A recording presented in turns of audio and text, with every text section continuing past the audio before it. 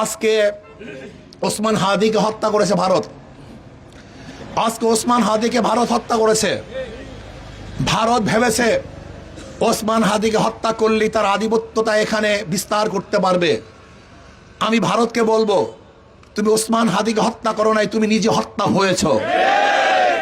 বাংলাদেশের মানুষ ভারতের গোলামি করবে না ইনশাআল্লাহ। আমি ভারতকে বলবো, ওসমান হাদির খুনিরা তোমার দেশে পালিয়ে আছে। বিশ্বাস সূত্রে আমি জেনেছি তারা ভারত পালিয়ে আছে। যদি ওসমান হাদির খুনিদেরকে বাংলাদেশে ফেরত না দেওয়া হয়, তাহলে ইনশাআল্লাহ ভারতের সাথে সমস্ত কূটনৈতিক সম্পর্ক আমরা ছিন্ন করবো ইনশাআল্লাহ। ভারতের সাথে কোনো সম্পর্ক থাকবে না।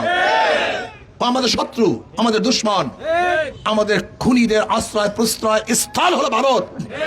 কাজে ভারতকে বলবো, হুঁশিয়ার, সাবধান হয়ে যান, সাবধান হয়ে যান। খুনিদেরকে বাংলাদেশে ফেরত দেন, বিচারের আওতায় নিয়ে আসেন। যত জালেম গুন্ডারা আছে বাংলাদেশে ফেরত দেন।